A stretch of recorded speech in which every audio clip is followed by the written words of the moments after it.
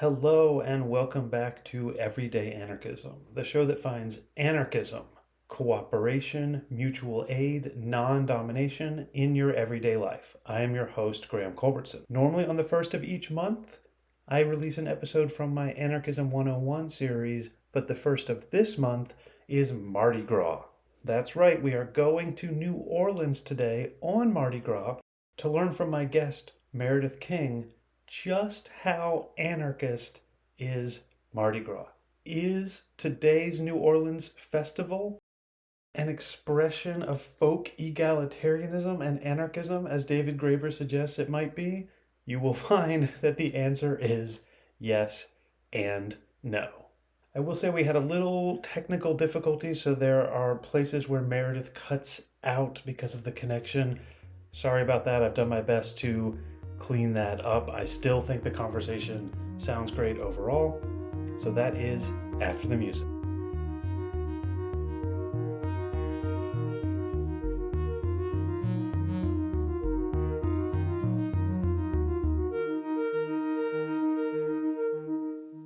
So, Meredith, welcome to Everyday Anarchism. Thank you so much for having me. It's really great to be here. I'm excited for this. Wonderful. I'm going to start. So, I reached out to you because I was reading the new David Graeber, David Wingro book, that tries to find, Graeber would definitely say anarchism, but forms of freedom going way, way, way back as far as we can in prehistory. And they work sort of backwards from the Enlightenment. And when they get to the Middle Ages, they talk about this possibly anarchic or egalitarian moment in things like carnival. So I'll read you the quote, and then you can just tell me the extent to which you think um, today's Mardi Gras in New Orleans might contain or might not contain some of these elements, and we'll just go from there. So here's the quote. A certain folk egalitarianism already existed in the Middle Ages, coming to the fore during popular festivals like Carnival, May Day, or Christmas, when much of society reveled in the idea of a world turned upside down, where all the powers and authorities were knocked to the ground or made a mockery of. Often the celebrations were framed as a return to some primordial age of equality, the age of Cronus or Saturn, or the land of Cockaigne. True, it's never entirely clear how far such egalitarian ideals are merely a side effect of hierarchical social arrangements that obtained at ordinary times. One of the whole points of creating a carnival king or May queen is that they exist in order to be dethroned. Uh, so that we've got this idea that there's some sort of anarchic egalitarian freedom, and then there's also the idea that they are really just a reproduction of the hierarchical social arrangement. So both ideas, and I just thought I would start by saying what you thought about that. First of all, I will say there is nothing that a New Orleanian likes more than talking about New Orleans. It is one of our greatest joys in life to tell people everything about New Orleans. But that said, these are obviously partially based on research and the academic side, and partially based on being a New Orleanian and my experiences with Mardi Gras and my interactions with that.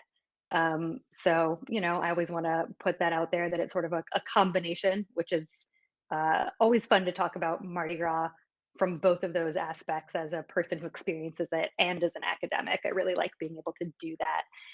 It's interesting because when I think of Mardi Gras, one of the first things that I think about is how the idea of the carnivalesque plays into that. And this is an idea by Mikhail Bakhtin that was originally applied to literature, but we sort of applied outwards into culture and its studies. And a lot of it has, you can see that the quote that you read clearly has some basis in that, because a lot of what was said is a lot of what Bakhtin talks about. When he talks about carnival, um, he's talking about the idea lots of times of this sort of place where all of these pleasures and all of these activities that you wouldn't normally be able to do in your everyday life come to light and are given a greater meaning through that. And one of the things that Bakhtin talks about a lot is literally dethroning king and Mm. how that necessitates um, the crowning of a new king in that. And he also talks about how true carnival is for everyone who experiences it, right? Everyone is created in it, everyone is part of it. It's not grouped in that way.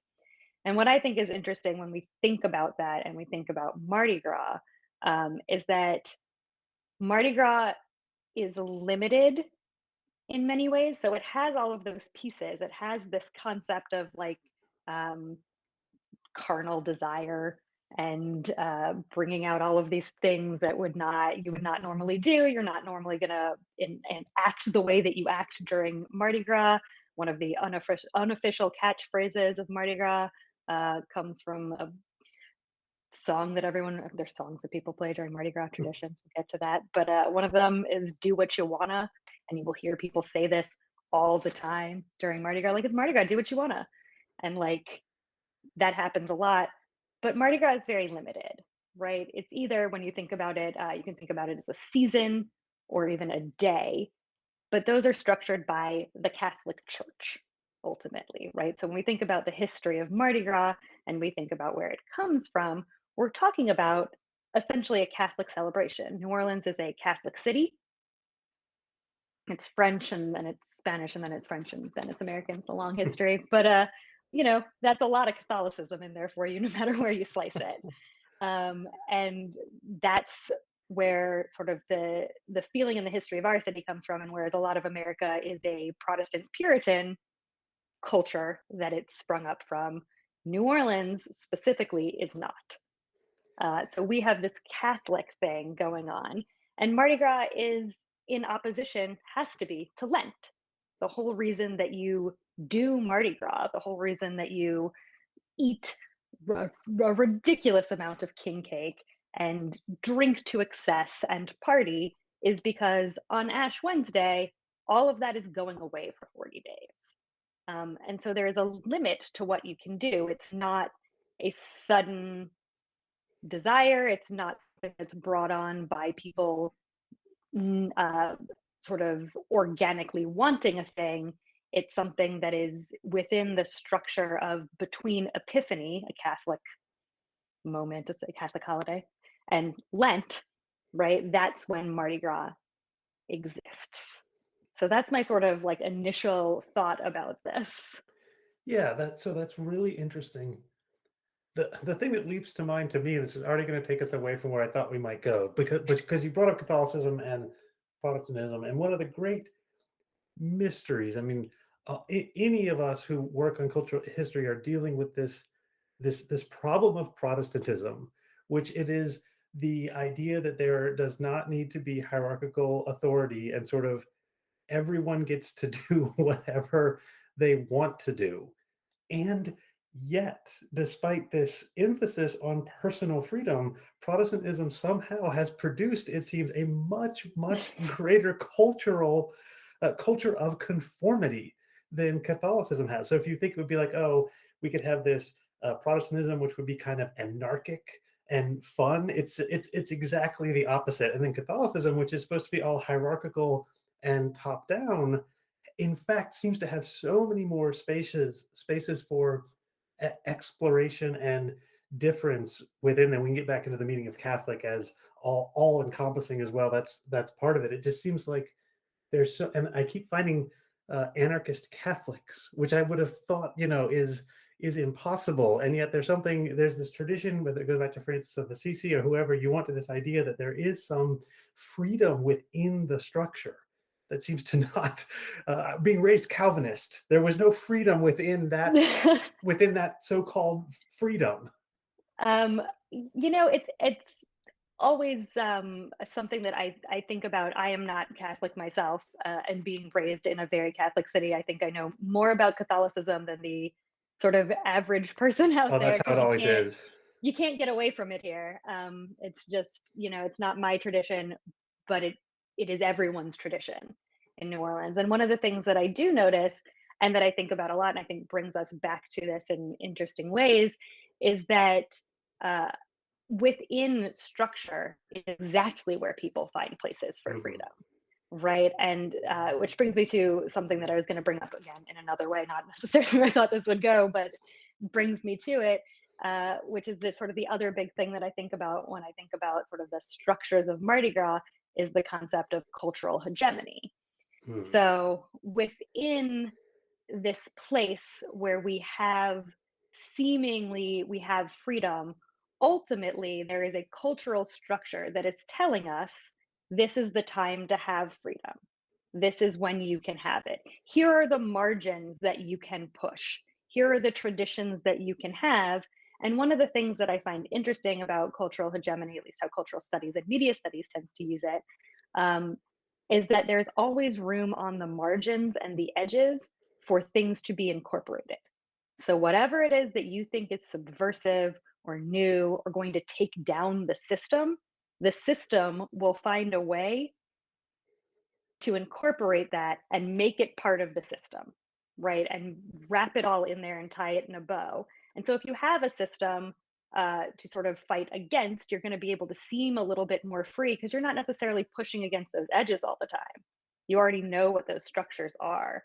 And I think that's maybe why you find some Catholics who are like, oh, yeah, within this, we can do X and Y because we know where those edges are, we know where those margins are.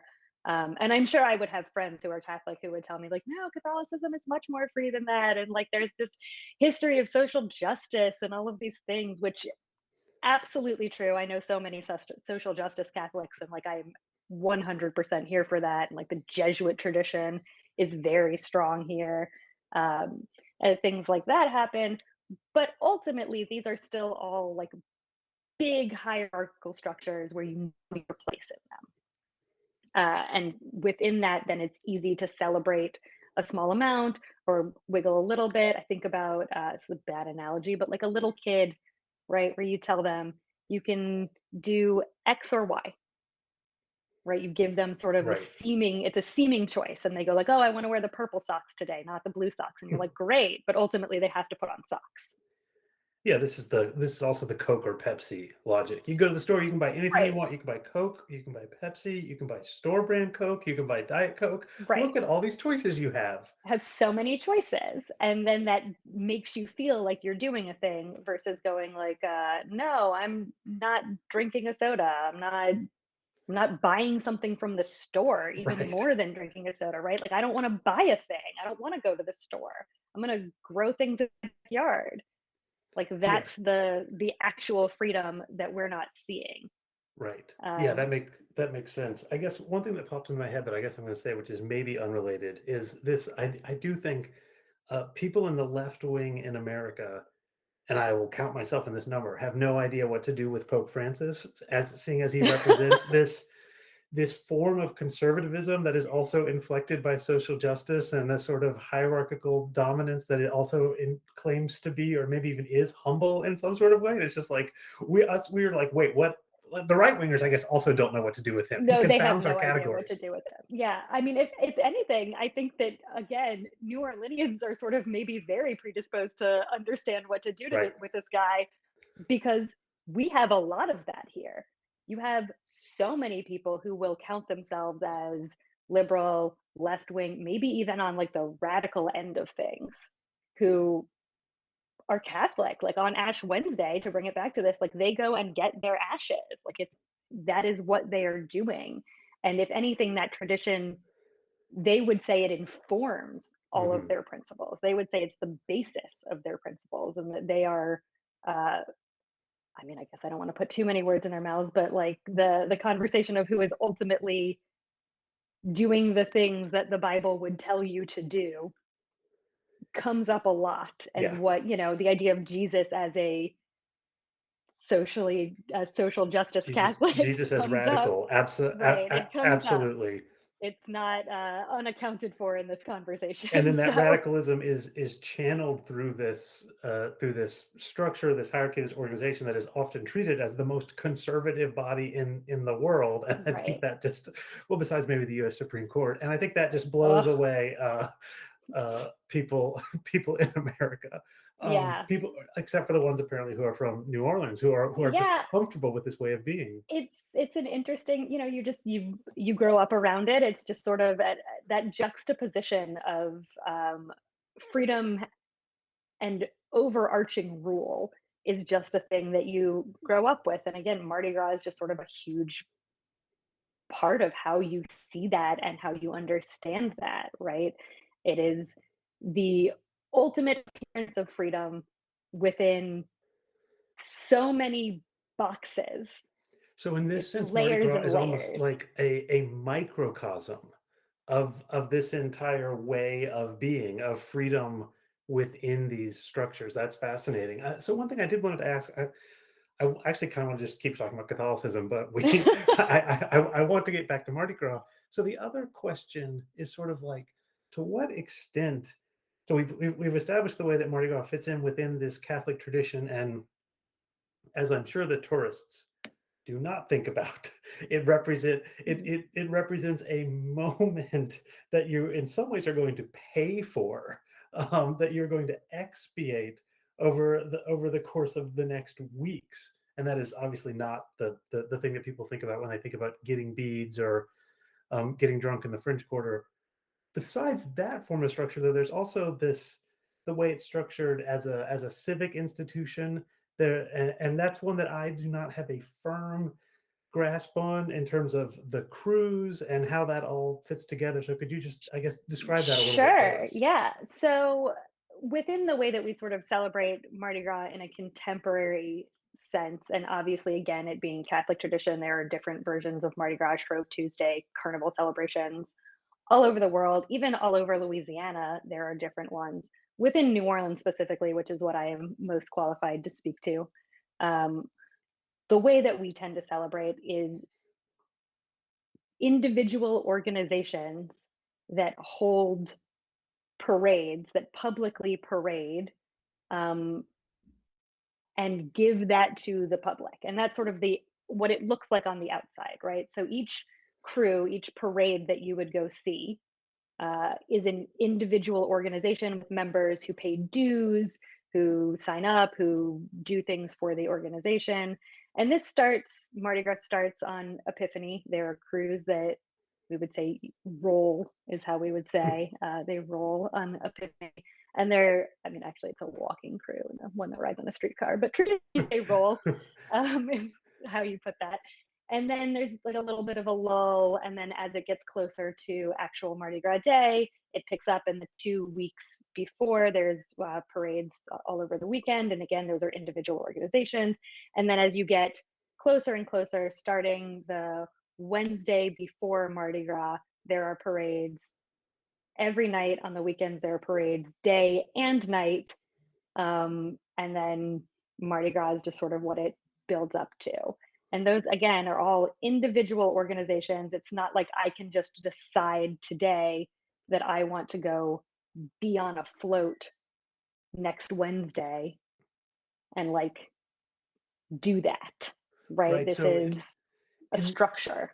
so in this respect, actually, this actually sounds to me like a perfect version of anarchism. We'll get to the top down element in a sense. So one of the big questions in anarchism, I mean, I've had so many conversations about this with people who are like, well, what are you going to do about climate change? You need big centralization to deal with climate change. To which my response is, well, no. I mean, if everyone protests the coal power plant in their community, that you don't need a huge organization to do that. You just need a bunch of little organizations coming together. So it sounds like this is a version. I mean, it's something the anarchists often call it confederation, right? You've got people who get together in an organization and they do this parade. It's just one parade, just one crew is rolling. Did I say that right? Yeah, there's several crews that roll on a certain night as we get closer. But yes, Right. And one crew. so, and then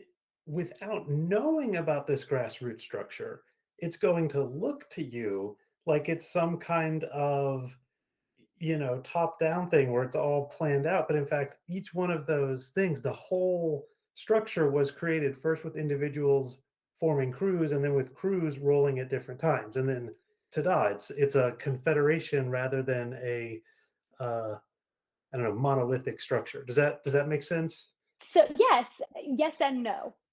So what Of is course. it, right? In everything, anyone who has ever been my student will know that all I ever say to them is like, well, all you're going to get is more questions. Yeah. Like that's all we have for you. Um, so yes and no. Uh, in some ways, yes, right? Like these crews, for the most part, are ones that someone decided to start a crew. someone created a charter and someone put something together and they just decided to start a crew. And that really starts in around the 1850s with the Mystic Crew of Comus, the first crew. And that's really where that starts, and they wanted to parade in the streets. But as we see it now, the city in a lot of ways does run everything. So these are individual crews, right? And you pay your dues as a member and you get to ride and you get to experience this. And lots of them have like, uh, whether they're actually doing good philanthropy or not, they have theoretical philanthropy wings and things like that as part of it. But you still need a parade permit. You can't just bring your float down the street. You need a parade permit. They're easy to get, but you need one. You need to get approved by the city to have for bigger crews, right? Which is sort of what we're talking about. And I can get into some of the more organic, smaller crews in a second. But for bigger crews, there is a prescribed night that they're on. It doesn't change. The city has put out this schedule. Right. Okay. The city has police force that have to be there. You have a specific route that you take. And I can give, this year is actually a really good example. There's a shortage of police to cover parades, and they've shortened the traditional routes, and it's been a huge thing. And instead of crews just saying, no, this is where we parade, you can come get us, the answer is like, no, well, we have to do a shorter route. Like, that's how we can do this, right? So even if there is internal organization that is sort of by the people, there is still the larger structure of the city telling you when you can parade and where you can parade. If you common phrases that you would hear during carnival season would be things like, oh, I can't get to you, that's in the box.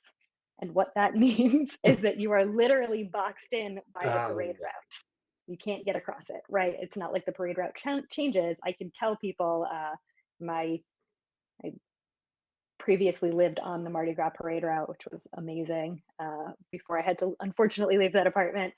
But I would tell people long in advance, I would look at the dates and be like, these are days where I am at my house. And I would tell my job, like, these are days that, like, if I can leave early or work from home, I need to, because I know that it will be blocked off by the cops at a certain time, not just by the physical parade going on. The city will block off all the streets close to the parade route so you can't get in, right? You can't just drive your car in. So you'll hear people say, like, I can't do that, I'm in the box. And that's like a thing that you know. And you'll also hear people refer to things, days, by the big parade that is on that day. Even if there are other parades that are that day, if you ask any New Orleanian what the Thursday before Mardi Gras is, they will tell you Muses Thursday. If you ask them what the Saturday before Mardi Gras is, they will say Endymion Saturday. Like, these are the names of those days. And while we have Lundi Gras, the day before Mardi Gras, and then Mardi Gras is the names of those days, we've given the names to these other days by these crews because that's when they parade. And if a crew changes a night, which has happened maybe like once in my memory, and it's probably happened more than that, but that I can think of, it's a big deal. And so, like, and those are city things that have come in. Those aren't things that people are like, oh, I just want to do it. You know, we're going to schedule it. What is everyone's like? I'm going to send out a thing to see when we can all do it, and everybody go do the doodle for when we can parade.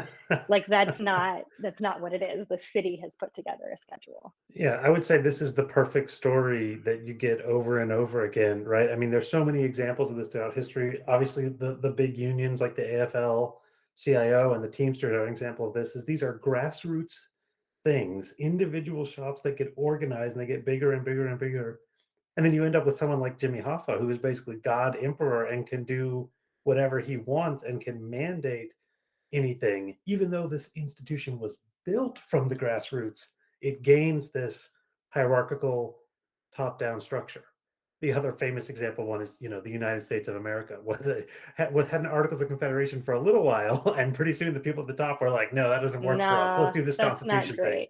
But I think that America winds up being sort of an interesting analog in some ways to this, right? Because when we think of the myth that we have told of America, it's very much like the sort of every man was sick of having this monarchy rule over them, and so they took up arms. And actually what happened is a bunch of rich dudes didn't want to pay taxes, and it was a top down situation, right? That is still the upper crust who decided to do a thing, and then we're like, you there, Johnny, pick up a gun. And like that's much more of how that was. And in some ways I think it's interesting to use that analog for Mardi Gras, because these crews, for all that we can say, someone decided to start them. They are, at least the older crews, what we would say sort of the old line crews, uh, are secret societies. These are Mhm. not uh, egalitarian, beautiful organizations where, like, me as a woman could go up and be like, hello, sir, I would like to gain entrance into your extremely old crew. Like, that is not how this works. This is somebody's family who has been in this crew forever, or maybe someone who is a little bit newer who like knew someone who knew someone who went to the right country club, right? These are exclusive organizations, they're secret organizations. And for them, what Mardi Gras is about, which has nothing to do with parading, they put on a parade, they do, that is a public facing thing. But what they also do is they hold a ball. And that's Mm. really what it is largely about for many of these sort of older crews, is this ball, which is essentially a debutante ball. They parade out like college-aged women, which at least they're not younger than college age. They parade out college-age women wearing white dresses and like present them to the court. It's literally set up as a court. Crews have often old crews have a king, a queen, dukes, maids, a whole court. Newer crews sometimes they'll also have a captain, or they'll have like a something that they call it instead of like a king or a queen. But crews have kings and queens. It's set up to be a hierarchy. It's set up to be a court. And you present yourself to the court as a woman, and the crew in lots of these balls, they stay masked throughout the entire thing. You don't, theoretically, you shouldn't know who the crew members are for some of these things. They present, a, I don't even know how to describe a tableau. It's like a little play, but not even necessarily really, that are traditionally, many of them, extremely racist and truly terrible. And there are many old crews that don't parade at all. They're essentially just secret societies running around New Orleans that are crews. That's what they are. And they do their balls during Mardi Gras season. And uh, they, you know, uh, young girls will be part of this and come, be a maid in that crew or whatever it is. But they do not parade. Some of them have never paraded. Some of them decided that they could no longer parade. So in 1991, the city council decided that if you were going to publicly parade, you could not discriminate against who your members were, and they asked for member lists from these secret societies. And as a response, the secret society said, "Oh no, it's a freedom thing. We can't give you member lists. We're not going to publicly parade. We will just have our ball and our society part of this." But realistically, what they were saying is like, we will not let a black person in over our dead body. And one of these crews has since come back to parading, but the oldest crew, Comus, has not. They do not Mm. parade anymore. They will not parade. It is just a secret society of old white men. You literally never know who Comus is. He never shows his face. It is not publicly announced. He wears a mask the entire time. It's, you do not know who he is, and that's part of what Mardi Gras is. So yes, it is an organization that they formed, but it is an organization that is meant to be a deep hierarchy with lots of social implications. Okay, there's so much that this is so fascinating. Thank you, Meredith. So the first thing to say is I'm going to push the U.S. analog even further, right? Because this is something that students will sometimes read Jefferson and get very inspired because Jefferson has some great things to say about liberty and grassroots things and everything. Great But writer. Yeah, oh, he is a great writer, isn't he? A much better writer than Hamilton. But then you read, I think it's just Federalist #1, where Hamilton says, these people who are the powerful people in these states, they don't want grassroots democracy. They want no elite over them. And so the George Washington, Alexander Hamilton promise is that you can have a big elite at the top who will, in the name of the little people, stop some of the current dominant elites from discrimination. So obviously, this is, excuse me, this is something that the federal government, I mean, the federal government many times has discriminated against Black people, women, poor people, everyone, you name it. But there have also been these almost heroic moments where the federal government has stepped in. I mean, even the Civil War is a version of this, of these big elites who, for whatever reason, because of their distance from the situation, who attempt to right the wrongs. And so this sounds like this is this story exactly. So we don't like a coercive top-down structure that prevents the parades from free flowing and being longer because there needs to be cops. Like from an anarchist perspective, that's all bad. But the idea of a group of, a democratically elected body that's trying to fight against racism within these undemocratically elected secret societies, that's when you start getting this balance of power and you start seeing the value of these structures. And then, the radical democracy idea of just do everything from the grassroots, that seems to just never be on the table, no matter what you are Yeah, talking about. no. So it's interesting.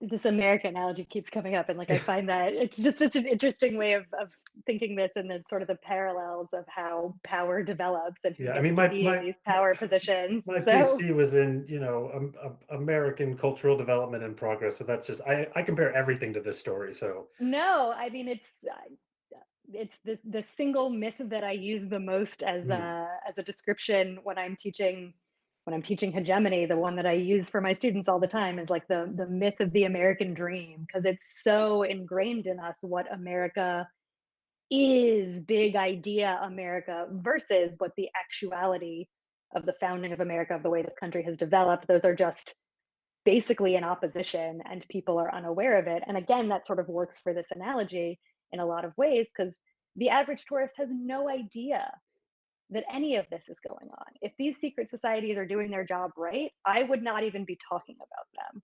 mhm. Right? Like that's ultimately what they would want. They want you to see Mardi Gras as this free flowing public thing. I mean, it looks good for them too. Like I said, a lot of these places have sort of philanthropy wings, and it looks good, like they're doing something for the public, when we all know that they're just racist old men being like racist and sexist and horrible. Um, and it's just such a yeah, the juxtaposition of that always always plays in my head whenever I'm out at a parade, whenever I am thinking about this stuff, which is a lot. It's a lot that I think about this stuff. Well, it's always the call of freedom, isn't it? Right? Like that is always the cry when there are attempts to desegregate things, to integrate them, to break down power structures. If those attempts come from someone who is perceived to be above, or an organization that is perceived to be coercive, it is simply so easy for them to, throw up their hands and say, "Look, I'm being oppressed. The Right? mean city government or the mean federal government won't let me won't let me discriminate anymore, and my freedoms are being violated." My poor freedoms. Yeah, it's exactly that. And what I even to add a layer onto this, right? So one of the older crews, Rex, is known as the King of Carnival. That's Rex is both the name of the parade and the guy, the king. Rex Mm. is the king of Rex. Uh, and he Rex rolls on Mardi Gras Day. It is the last. Well, it's complicated. There are these parades called truck parades, which would be a whole separate thing to get into. That I can't. It's like a less, maybe a little bit less structured than most crews. But the last sort of official big crew that rolls on Mardi Gras Day is Rex. That's the last big one that rolls on sort of the traditional St. Charles parade route. Um, And as part of that, when they pass City Hall, the mayor literally has a decree that the city is given over to Rex. If we're Mhm. talking about the dethroning and like crowning Right. of a new king, like it's very literal here. Literally, Rex is running the city for the day. Rex is the guy. And largely as a response to Rex in the early 1900s, a Black crew emerges that is sort of making fun of Rex to a large degree, which eventually forms into what is Zulu, the Zulu Social Aid and Pleasure Club, um, which is Zulu. And they roll on Mardi Gras right before Rex. They Mhm. take a slightly different route down, but then they sort of wind up in the same place and they roll before Rex. And it's interesting when you talk about sort of the incorporation of power and then also sort of being in power, but never quite being in power. Zulu is such a good example of this because they have become almost as prestigious as Rex. It is the Black crew. And whether, I mean, I don't even say it's a debate whether there should be more or not. There should. And there are a few other traditionally Black crews that have popped up more recently. But Zulu is sort of the big Black crew. Um, but it's become part of this system. They have a ball. They roll Mardi Gras Day. They have interactions with the city. And while it will never be the level of Rex, it still gets incorporated into this hierarchy. But then they still sort of stick it to Rex in these other ways. Like they roll before Rex and partially on the same route. And whether it is intentional or not, uh, Zulu tends to break down a decent amount or be slow a decent amount, and almost inevitably, Rex is held up by Zulu. So Rex has to run on Zulu's time. So Zulu is obviously given their time slot by the city. They roll at 8 a.m. on Mardi Gras morning. Mardi Gras is an early sport. Wow. Oh, yeah, Mardi Gras morning starts early. You need to get your drinking in top of the morning. And like, you start off early. If you even go to bed on Lundi Gras, you're probably doing it wrong. Uh, Going to bed is like a 3 p.m. situation. You got to stay up. And so they roll very, very early and they get to sort of set there in a way that Rex does not. Rex literally can't finish their route until Zulu does. So, I mean, that's just a perfect example of the margins both being sort of pushed at, but also being the structure coming in and taking over, that it's not as satirical or making fun of the structure as it sort of initially was as it created itself as a more established crew. Yeah. Okay. This is amazing, right? Okay. So we have this power structure. You can call it the king or the government or whatever, and then you've got this thing, Carnival, May Day, whatever, which has a fake king and is in fact a mockery of this elite power structure. But as you're telling me over time, this thing that seemed to have had some sort of egalitarian roots, if we can talk about this Bakhtin and the way that like more things are allowed, now it's just a secret society that is presumably made up of the same people who are running the city. And so when this King Rex gets crowned by the mayor, it's just one powerful elite crowning another powerful elite, and the mockery has been completely lost. But wait, now there's Zulu, and they are keeping the mocking tradition alive, except Zulu now is a product of the Black elite and is itself this exclusive and powerful thing. And so every time this counter power, this dual power, this grassroots structure arises, it begins as a mockery of the power structure, and then the joke, whether it takes centuries or decades, ceases to be a joke and it becomes its own form of power structure that in some ways is oppositional to the power level above it, but in really other ways it sounds like now the city and Rex and Zulu are all sort of bound together, mocking each other a little bit, and yet happy to sit with one another on top of the pyramid. Does that sound right? To some degree, I do not think that Rex is happy to sit with Zulu on top of the pyramid. I will be honest. I think that Rex would be very happy to sit up there relatively alone. with Comus, actually, there is a big tradition. There's so many little traditions that I could talk about and get lost in. But at the evening, Mardi Gras evening, that night, the big thing that happens that, again, tourists would never know about, never think about, is the meeting of the courts, where the court of Rex is invited by Comus over to Comus to their ball, and they come and dance with each other's queens, and they air this on like the local PBS station, like your local. Wow. Oh yeah, no, my friends and I, watching the meeting of the courts is a sport. Like the mockery of it is real. Like we do a full takedown. You can look up meeting of the courts or Rex Comus that evening, like on Twitter. You will see people, like, it is a whole thing. It's become a whole thing on its own to make fun of it.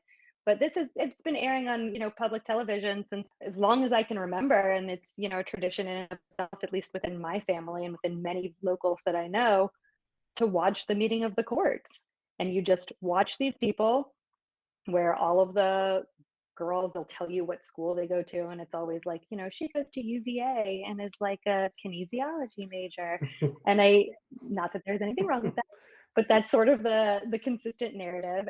And an old man, a young girl, and like I said, on the Comus side, you never even know who Comus is. He literally wears a mask the entire time. You don't even see his face. And that's it's a wax mask. It's very creepy. The whole thing is very creepy. It's, so that sort of power structure is there. So maybe that's the only people that Rex would want to be associated with, is the people who are maybe even a little bit higher than them. Don't come for me, Rex crew members. I know that you think that you're the highest. Well, I mean, I guess this is another way in which the Rex, it sounds to me like Rex really needs and benefits a lot from Zulu's existence, and Zulu helps keep Rex where it is, but you would never find the Rex people admitting that. Never, not once, not ever. I think that is well understood. You cannot really talk about Mardi Gras Day without talking about those two crews, and they sort of go together in sort of the public. The other thing that I would bring up, if we're talking about power structures, and especially when the city, race is a huge issue, is something that is, I don't know, my particular fascination that I really love within looking at Mardi Gras, which is the cultural geography of Mardi Gras, right? So the way that we, not just sort of where the parades are, though there is some of that. There used to be more neighborhood parades, and after Katrina, there are not a lot of neighborhood parades. They run mostly on the same, which is, again, another subject that we tangent on for just an indefinite amount of time. But where people stand on the parade route has its own structure that is tied to class and race in a way that you would just not expect, right? You'd think like, oh, you just go out to the parade. And again, for tourists, that is often true. Parades start in uptown neighborhoods. That's sort of our delineation of neighborhoods. They start uptown, they move towards the corner downtown. And there's a clear delineating line. I can give an example of their crews that are walking crews rather than rolling crews. And there's a walking crew that I know someone was invited. It's all male. They march on Mardi Gras Day between Zulu and Rex. There's like these few little walking crews of just old men who hand out flowers to pretty young women, and that's kiss them for flowers. It's a whole other, again, so many little things. It's just weird little traditions. When they go through this dividing line of, it's Jackson Street, I can tell you, which is the street that Zulu comes down where they join the main parade route. This person who I know heard another crew member say, "Hold on to your wallets, boys." Yeah. The implication being that we are now in a Black neighborhood, which it isn't even really, but like there is part of it. So the St. Charles, which is where the parades are, on one side of it, on the river side of it, we divide things by the river, the Mississippi River, and Lake Pontchartrain, which is far on the other side, but we talk about things on the side and lake side of things. So on the river side of things, is a lot of wealthier white people. And on the lake side of that is one of the traditionally most underserved neighborhoods in the city.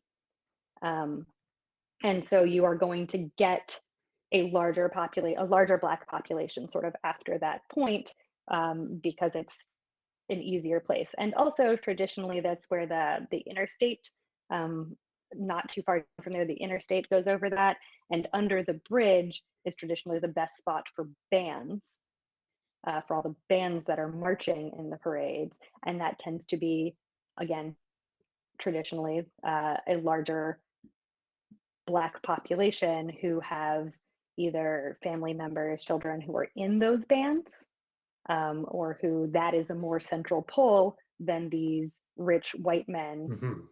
up on floats, because that's a community tie. So that sense of cultural geography. And then it breaks down even further, right? So it's not just the dividing line of the street there. It breaks down even further to on the riverside, you would call that during Mardi Gras, all these little names. During Mardi Gras, you would call the riverside the sidewalk side, because when you are on the Mardi Gras parade or on St. Charles, there's sidewalk on that side. And the other side, on the lake side, is what most people would call medians, we call neutral grounds. And because it's a divided by a neutral ground street, on the other side is neutral grounds. You have neutral ground side, sidewalk side. And again, cultural geography, people are very stuck on where they stand. If you are a sidewalk side or a neutral ground side. And sidewalk side has somewhat of an implication that you, trying to even figure out the right way to say this, it tends to be, I would say, a little bit whiter, a little bit wealthier, even in these in these different neighborhoods. And a large part of that is because who owns property there, right? There's a limited, again, going back to things like I'm in the box, there's a limited way to get in. You have to get in there. Parking becomes limited. And if you know someone where you can park earlier, or someone owns property in that neighborhood, you are probably going to be able to get to the sidewalk side more easily. The neutral ground side is not the blocked-in side of the parade route. That's the open side of the parade route. And so it's easier to stand on the neutral ground side. There's also more room. You're not abutting a house, it's a larger area. And so there's a larger variety there on the neutral ground side. And so this cultural geography is, I find it deeply fascinating as to who stands where, and all of these little traditions that come with that, right? If you are traditionally, if you stand in a certain spot and your friends all know that that's where you are, they'll know where you are. And if you change that, that's a whole thing. And part of that really depends on like which parades you go to, what experience it is that you want to get out of that. If you want to be in a place where it is traditionally more family friendly, which is what people say when they mean a white neighborhood. To be honest, they'll say a family friendly area, which are also usually earlier. I mean, they are earlier in the parade route, they're further uptown. And so people will say, well, you can leave more easily and get your kids home earlier. So like where you stand plays into a lot of that. And it's just really fascinating the traditions that people come up with based in that, and how they feel like protective of their spots, how people see the same people that they don't see the rest of the year in their locations. And again, speaking of structure coming down and like people taking over, there are rules, right? There are certain areas that have barricades. Some of that is just based on crowd control, but the city gets to set that up. If you are within a certain area, it's harder to even physically walk because of certain barricades to another place. And people come out and claim spots. People, you will see them camping out. There is just with someone, we saw the first remnants of, or the first, not first remnants, the first sign of people spray painting the neutral ground to claim a spot. And we were teasing that, you know, nature is healing. They're coming back to like already spray paint their spot. So Mardi Gras is happening. It was a sign to us. But it's interesting how people start feeling protective over these areas and start claiming them. And again, while you can say that that's sort of an organization that they have formed and look at it from that perspective, you can also see it as them creating a space that is their own and blocking it off. I don't want to take up too much more of your time. The last thing that I feel like we need to talk about, well, besides all the stuff I thought about that I would love to talk about, is the final element. So I think we have gone through all, not all, but many of the ways that this is a grassroots or organic created thing, and the way that that gets subverted over and over and over and over again. So the last thing is do what you wanna. Like, in what respect is the actual day an expression of freedom and people doing what they want to, or in what respect is it just everyone is doing what they are supposed to do? Mardi Gras behavior is preconceived and expected and hierarchical. You've mentioned, the men have the power over the women's bodies, like it. So do you actually do what you want to on Mardi Gras day? Yes and no. So again, never, always more questions. Yes and no. So to some degree, yes, right? To some degree, the city shuts down, and when I say that, I will obviously put the caveat of people in like in a lot of service industry Mhm. positions, uh, do not get this day off. They are making a lot of their money that day, and people who work like fast food jobs or certain jobs like that definitely do not get the day off. And obviously there is a hierarchy in that as well. Mhm. There's a privilege in getting that off, but we like to say the city shuts down. It is the banks are not open, schools are not open, everything is shut down in that respect. If you want to spend Mardi Gras day in your pajamas doing nothing, go for it. You have the day off. It is a day off officially. You want to wake up at 6 a.m.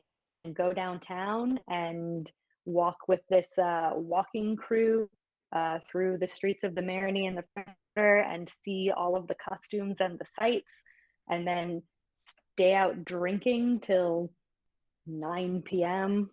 Like, go for it. No one's going to stop you. You can do anything in that sense. Of course, there are rules within that. For all that we think of like women flashing their tits and whatever, when we think of Mardi Gras, those the cultural geography plays into this a lot. If you do this in the Marigny or the French, likely to maybe just get like a little bit of a side eye. Do this on the parade route, Mm. it will not go well for you. Same thing with things like public urination and things like that, right? Where if you do it in certain spots, people will be like, ew. And if you do it in front of children, I once saw a man pee against a synagogue that is on the way out and get taken down by the police so fast and so hard. And I was maybe 8, and that has stuck with me, right? So there are rules within that. There are still, even if it is do what you wanna, the cops can still arrest you. They can still come for you, and uh, you can't entirely do what you can't. Again, you can't like jump into the parade and decide that that's what you're doing. You can't um, run amok in that way, but you can decide that you're gonna like smack some glitter on your titties and like go out into the world and feel like this is how you are presenting yourself for the day. You can decide that you want everyone to look at you in costume, and the art of costuming, something that we have not even gotten Yeah, I into, can't believe that. Wow. which is a whole other thing. And like quickly, the idea obviously of masking plays into this, right? Where you can be someone else, but again, within those rules.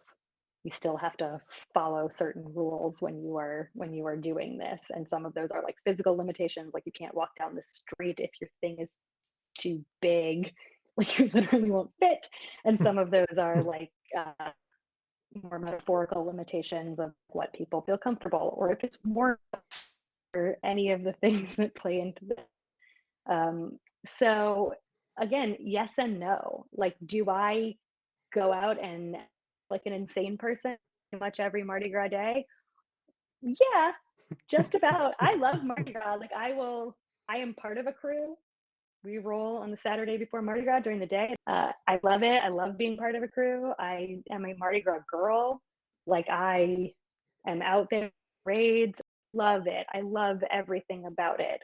But I think that it is impossible to be someone who knows something about it, not be aware of all of these different pieces while you're doing it. So even as you are doing what you wanna, even as you are enacting this sense of carnival and giving yourself over to all of these pleasures and all of this lovely delight and everything that to offer for you, it's hard to completely let go of looking around on Mardi Gras Day in the French Quarter and noticing that it's majority white faces in a majority black city in that particular part of the celebration.